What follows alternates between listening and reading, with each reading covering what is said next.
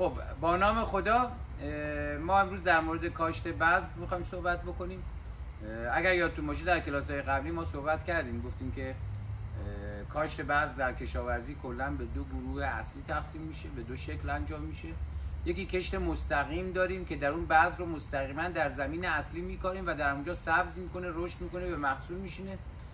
روش دوم که در گلخانه‌ها روش غالب هست و در اکثر کشت‌ها استفاده میشه، کشت غیر مستقیم هست که خب در کشت غیر مستقیم ما میایم بذر رو در یک محیطی غیر از زمین اصلی جداگانه در داخل ظرف‌های کشت میکنیم، میکاریم و بعد نشای تولید شده رو به زمین اصلی منتقل میکنیم. خب بهترین روش کشت غیر مستقیم استفاده از انواع سینی‌های کشت یا سینی‌های کاشت بذر هست که ما استفاده میکنیم برای تولید نشا.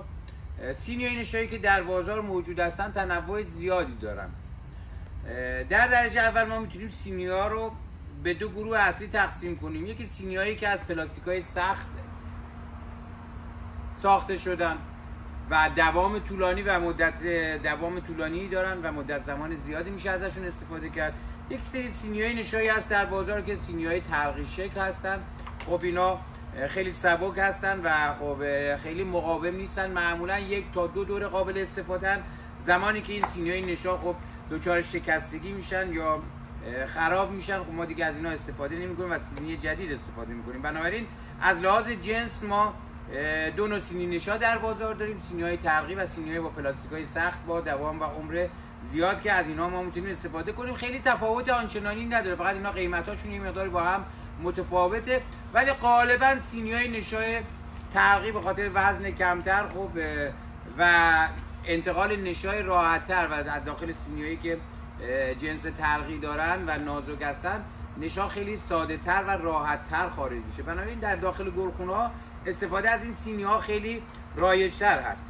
تقسیم بندی دیگه که ما میتونیم سینی‌های نشا رو در موردش داشته باشیم و برای ما خیلی مهمتر از اون جنس سینی نشا هست، تعداد حفره‌ها و سلول‌های موجود در داخل سینی‌های نشا و اندازه اونها هست و خب این از لحاظ کشت برای ما خیلی خیلی مهمه. به طور کلی سینی‌های نشا در تعداد حفره‌های مختلف ساخته میشن. حالا این ریزترین نمونه سینی نشایی است که ما داریم. این سینی نشا از لحاظ تعداد حفره‌ها یا سلول‌هایی که در داخل خودشون دارن و ابعاد و عمق این سلول‌ها با هم تفاوت دارن که خب ما این برای ما در مورد کشت‌های گلخانه‌ای خیلی خیلی مهم است انتخاب سینی نشا از لحاظ تعداد حفره‌هایی که در داخلش وجود داره. خب هرچی سینی‌های نشا سلول‌ها و حفره‌های باشه معمولا تعداد اونها بیشتر هست و هرچه اندازه سلول‌ها و حفره‌های سینی نشا بزرگتر میشه معمولا تعدادشون کمتر میشه در داخل سینی‌های نشایی که ما استفاده میکنیم. حالا رایج‌ترین سینی نشایی که معمولا در گلخانه‌ها استفاده میشه سینی‌های 105 حفره‌ای است که الان ملاحظه میکنین.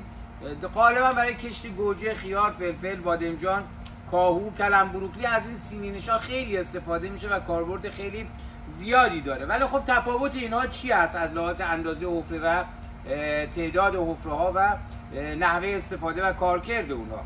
نگاه کنین هرچه حفره‌هایی که شما داره در داخل سینی نشا بزرگتر باشه، عمیق‌تر باشه و حجم بیشتری داشته باشه، خب اولا روی آبیاری نشا خیلی تاثیر میذاره.